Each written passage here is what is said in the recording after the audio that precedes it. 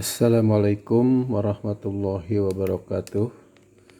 Selamat sore, selamat bertemu kembali dalam acara kuliah sore hari ini. Kebetulan untuk sore ini kita melakukan kuliah secara daring sehubungan saya ada keperluan kegiatan pensiunan Bank BJB dalam rangka olahraga. Hari ini kita akan melanjutkan materi yang telah dibahas pada hari Kamis yang lalu kaitan dengan penilaian tingkat kesehatan bank. Yang mana dalam penilaian tingkat kesehatan bank ini meliputi pendekatan CAMEL yang terdiri dari capital, asset quality, management, earnings, liquidity, and sensitivity. Nah, ini kemarin kita sudah bahas tentang materi dan aturannya. Kita akan bahas hari ini bagaimana implementasi dalam pelaksanaan menilai suatu tingkat kesehatan bank dalam industri perbankan di Indonesia. Indikator penilaian tingkat kesehatan bank sebagaimana kita maklumi bahwa didasarkan kepada aturan Basel 2 dari Switzerland ya, kaitan dengan ketentuan berlaku di seluruh industri perbankan. Di negara-negara lain pun mengikuti ketentuan ini. Kaitan dengan penilaian ini kita akan uraikan satu demi satu apa itu yang terkait dengan penilaian yang dilakukan pada industri perbankan. Penilaian ini didasarkan pada pendekatan yaitu daripada CAMELS yang terdiri dari permodalan atau CAR. Ini adalah rasio modal terhadap aktiva tertimbang menurut risiko atau ATMR. Ini memiliki bobot sebesar 30%. Yang kedua, kaitan dengan kualitas aktiva produktif yang terdiri dari penempatan pada bank lain atau dengan di Bank Indonesia. Ini juga memiliki dua kriteria penilaian. Yang pertama, penilaian rasio aktiva produktif yang diklasifikasikan terhadap jumlah aktiva produktif. Ini memiliki nilai atau bobot 25%.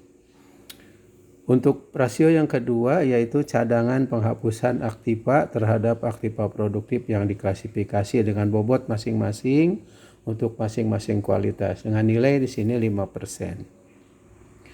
Yang ketiga, manajemen. Manajemen ini terdiri dari manajemen umum dan manajemen risiko, meliputi 250 pertanyaan yang baku dan sudah berlaku di seluruh wilayah dunia dan di Indonesia pada khususnya. Ini memiliki nilai 20%. Yang keempat selanjutnya adalah rentabilitas atau earnings. Ini memiliki dua indikator, yaitu indikator rasio laba terhadap rata-rata total aset. Ini juga bobotnya 5%. Dan rasio biaya operasional terhadap pendapatan operasional atau BOPO. Ini pun memiliki nilai 5%. Yang kelima adalah likuiditas atau liquidity. Juga memiliki dua indikator.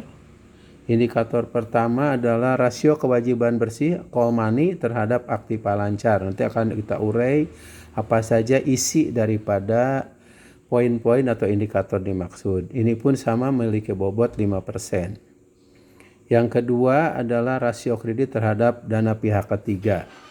Jadi nanti membandingkan antara kredit yang diberikan terhadap dana pihak ketiga. Ada nilainya dengan bobot 5%. Nah, nilai kredit dan predikat kesehatan ini sesuai dengan ketentuan Basel itu bahwa untuk nilai 81 sampai 100 sama dengan sehat. Yang kedua 66 sampai dengan di bawah 81 predikatnya cukup sehat. Yang ketiga 51 sampai dengan kurang dari 66 predikatnya kurang sehat. Yang keempat 0 sampai kurang dari 51 predikatnya tidak sehat. Nah, inilah yang akan dipakai dalam penilaian suatu tingkat kesehatan perbankan baik di Indonesia maupun di negara-negara lain di seluruh Indonesia. Kita akan bahas CAMEL yang terdiri dari C, A, M, E, dan L. Kita akan abaikan M untuk manajemen, kita tidak hitung karena itu ada 250 pertanyaan yang meliputi manajemen umum dan manajemen risiko. Kita akan masuk kepada C dulu atau KAR atau kewajiban penyediaan modal minimum atau KPMM. Ini rumusnya adalah modal dibagi ATMR kali 100%. Nah, untuk mencari rumus ini kita harus mengetahui komponen penilaiannya. Kita akan menghitung dari mulai aktiva tertimbang menurut risiko dulu atau ATMR. Ini pos-posnya yang akan dinilai. Kita ngambil posisi yang kemarin dikirim datanya, posisi per 31 Desember tahun 2020. Yang pertama adalah kas. Kas ini adalah yang sesuai ada dalam neraca bank. Bisa di dalamnya uang tunai atau uang-uang yang merupakan komponen kas. Bobotnya 0% karena kas ini sifatnya liquid, tidak ada risiko dalam operasional. Nominalnya pada saat 31 Desember itu ada 14.338.615 dalam jutaan rupiah. Jika bobotnya 0 kali nominalnya 14, hasilnya adalah 0 rupiah. Yang kedua, sertifikat Bank Indonesia. Kebetulan ini juga sama, bobotnya 0% karena sifatnya liquid, karena ada di Bank Indonesia, dan nilainya adalah 0 sehingga jumlahnya juga 0. Yang ketiga, kredit dengan agunan SBI atau sertifikat Bank Indonesia, tabungan, deposito yang diblokir pada bank yang bersangkutan, disertai surat kuasa pencairannya. Emas dan logam mulia sebesar nilai terendah antara agunan dan baki debit. Bobotnya adalah 0, tapi ini nominalnya 0, sehingga jumlahnya 0. Itu yang ketiga. Yang keempat adalah kredit kepada pemerintah pusat. Bobotnya 0, nominalnya juga 0, sehingga jumlahnya 0. Ini tanda aksis bintang ini nanti ada tambahan penjelasan di bawah, bahwa untuk menghitung ini harus dicari dulu dari aktiva produktif yang diklasifikasi. Yang kelima adalah giro, deposito berjangka, sertifikat deposito, tabungan, serta tagihan pada bank lain. Ini bobotnya 20%, nominalnya 218.394.028 juta. Sehingga jumlahnya adalah 43.678.806 juta.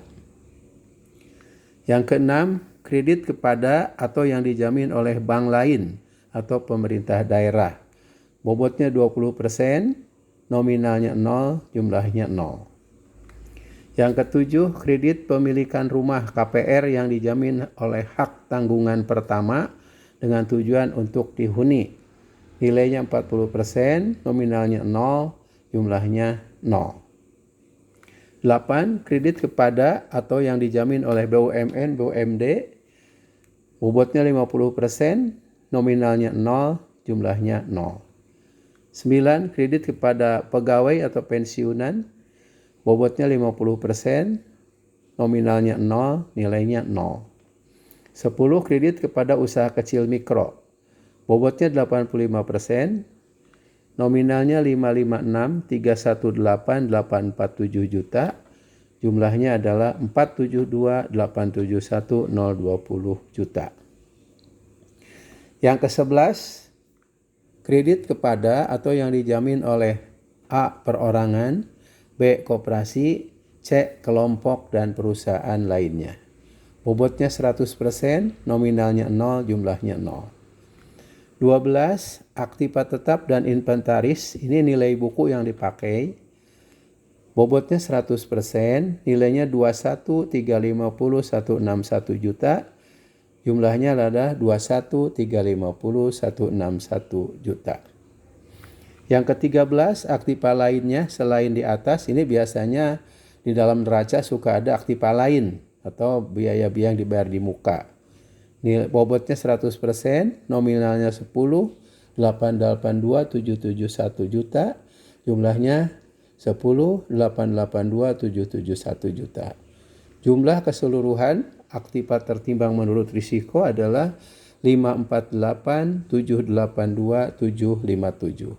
Nah, ini ada keterangan untuk aktris 1 diisi dengan jumlah nominal setelah dikurangi PPAP khusus yang wajib dibentuk oleh bank, yaitu aktiva produktif dengan kualitas kurang lancar, diragukan dan macet. Kita akan bahas nanti di berikutnya.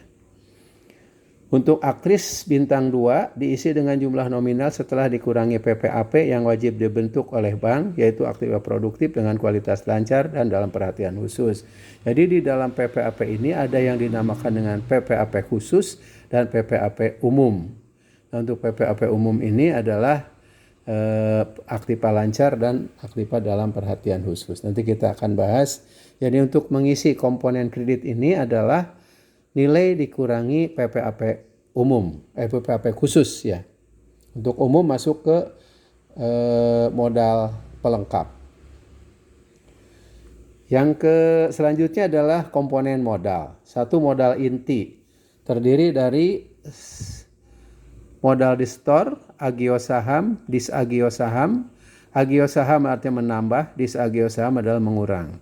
Modal sumbangan, dana setoran modal, cadangan umum, cadangan tujuan, laba ditahan, laba rugi tahun lalu. Ini bobotnya semuanya 100%. Untuk modal di setor, nominalnya adalah 1540938 sehingga jumlahnya adalah 1540938. Agio saham nominalnya 5711368 sehingga jumlahnya 5711368. Untuk disagio kosong, modal sumbangan kosong, dana setoran kosong. Cadangan umum 2512565. Jumlahnya adalah 2512565. Cadangan tujuan kosong, laba ditahan juga kosong, laba rugi tahun lalu kosong. Lanjut ke poin 10. Laba tahun berjalan setelah dikurangi PPAP maksimum 50% setelah dikurangi taksiran utang PPH. Ini bobotnya 50%. Nominalnya 6585268. Ini bisa dilihat dari laporan laba rugi tahun berjalan. 50% dari 6585 jumlahnya adalah 3292634. Rugi laba tahun lalu kosong, goodwill kosong. Goodwill ini adalah reputasi atau nama baik ya. Total modal inti adalah 13.057505. Yang kedua, modal pelengkap terdiri dari cadangan revaluasi aktiva atau penilaian aktiva kembali. Yang kedua, PPAP umum, ya ini yang dimasukkan, modal pinjaman, modal subordinasi. Cadangan revaluasi aktiva kosong. PPAP umum adalah PPAP dari penempatan dan kredit dari kualitas lancar dan dalam perhatian khusus. Bobotnya 100% sehingga jumlahnya 7595986. Jumlah modal inti, modal pelengkap adalah 7595986. Total modal inti tadi adalah 13 sekian sehingga total modal inti ditambah modal pelengkap adalah 20.653.491 juta. Kebutuhan modal minimum adalah 28.653.491. KAR 8% dari TMR adalah 43.902.621. Sehingga bank ini mengalami kekurangan penyediaan modal sebesar 15.653.143. Artinya bank ini dari sisi modal tidak sehat karena masih minus 15.653.143. Yang selanjutnya A atau aset quality. Nah, ini yang akan juga dihitung untuk bagaimana menentukan PPAP WD. Untuk penempatan dana pada bank lain ada lancar dan macet. Lancar nominalnya 218.243.678, bobotnya 0%, AYDTP-nya 0 rupiah. AYDTP itu adalah aktiva yang diklasifikasikan tidak produktif. Untuk yang macet nilainya 150.350, bobotnya 100%, AYDTP-nya 150.350. Ini untuk penempatan dana pada bank lain. Karena aktiva produktif ini terdiri dari penempatan dana pada bank lain dan kredit yang diberikan. Sedangkan untuk kredit yang diberikan terdiri dari lancar dalam perhatian khusus, kurang lancar, diragukan, dan macet. Masing-masing memiliki nominal. Untuk lancar 541, 354, 955. Bobotnya 0% sehingga AYDTP-nya 0. Dalam perhatian khusus 14, 215, 717. Bobotnya 25%, AYDTP-nya 3553929. Kurang lancar 1207, 156. Bobotnya 50%, AYDTP-nya 603578. Diragukan 1166456. Bobotnya 75%, AYDTP-nya 874842. Macet 8132940, bobotnya 100%, AYDTP-nya 8132. Sehingga total produktif, aktiva produktif adalah 784471252, terdiri dari 1. Penempatan dana pada bank lain, yang kedua kredit yang diberikan dengan kualitas masing-masing seperti berikut. Dan AYDTP dari kedua komponen adalah sebesar 13.305.639. Ini aktiva produktif yang diklasifikasikan. Untuk penempatan dana pada bank lain adalah 150 dibagi 218.394.028 kali 100% sama dengan 0,07%.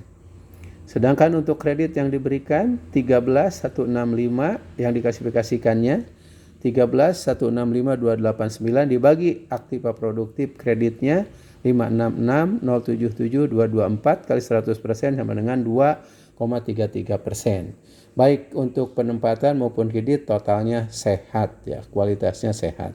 Sedangkan dari total aktiva produktif adalah 13.315.639 dibagi 784.471.252 kali 100% sama dengan 170. Sehingga predikatnya bank ini memiliki nilai sehat.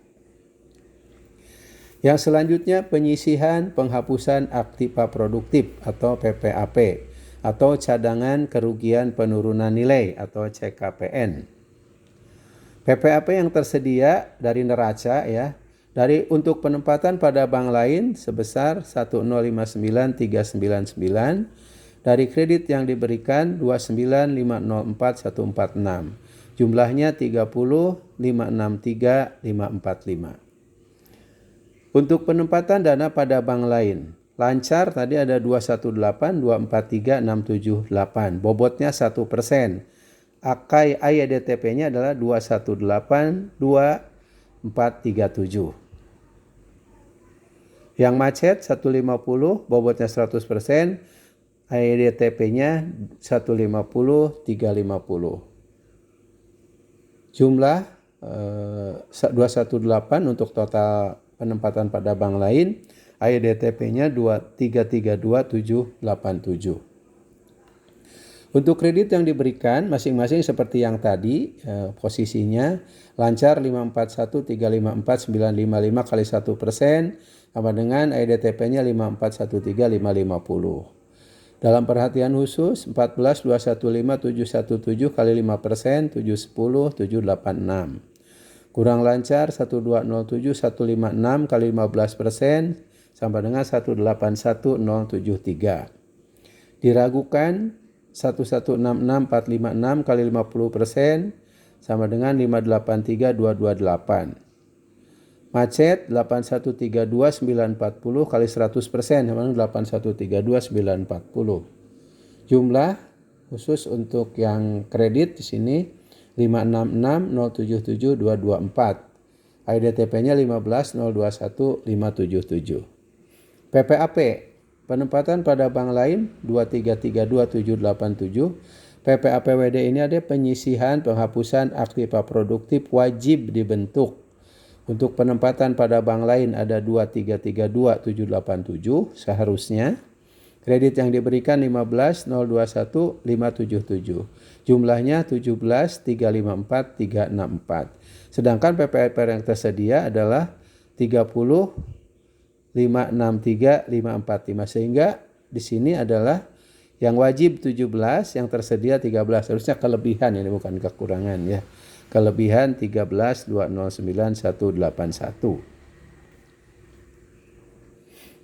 Yang selanjutnya E atau earning. Earning terdiri dari ROA dan BOPO. ROA ini terdiri dari laba tahun berjalan tadi adalah 6585268.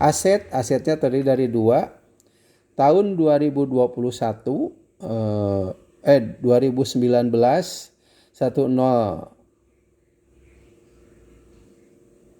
2020 1071 238 142 dan 2019-nya 1065 752 855 dibagi 2 sehingga ketemu rata-rata asetnya 1068 495 499 sehingga ROA-nya adalah 6585268 dibagi 1068 495 499 kali 100%. Nah, ini total asetnya 2021 sekian, 2020 sekian.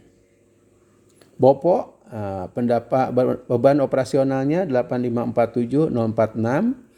Pendapatan operasionalnya 19, berarti BOPO-nya adalah 8547046 dibagi 19044993 kali 100. Dapatnya 44,88%. Nilainya sangat baik, 5%.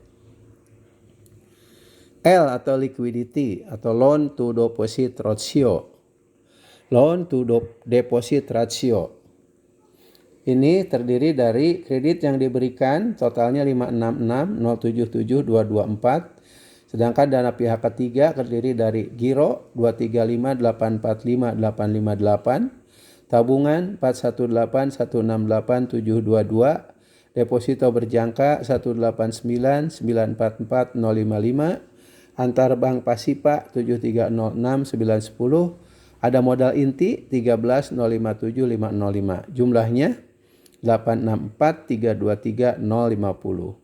Loan to deposit rasionya adalah 65%, yaitu 566077224 dibagi 864323050. Nilainya baik, 5%.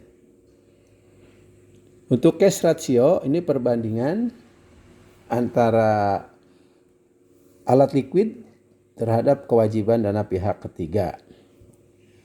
Alat likuid di sini ada kas 14338,615, penempatan pada bank lain 17080,492, jumlah alat likuid adalah 31,419,107. Kewajiban segera kosong, dana pihak ketiga seperti tadi ada giro, tabungan dan deposito jumlahnya 843958635. Cash rasionya kurang dari 5%, ini cukup sehat ya, harusnya di atas 5%. Yaitu 31419,107 dibagi 843958635. Itu barangkali yang bisa saya sampaikan pada kesempatan sore ini. Mudah-mudahan bermanfaat untuk menghitungnya, bisa digunakan pada saat saudara nanti melaksanakan ujian ya, pada saatnya bisa digunakan sebagai rumusan dan open book. Terima kasih atas segala perhatiannya. Mohon maaf atas segala kekurangan. Walakum minkum. Wassalamualaikum warahmatullahi wabarakatuh.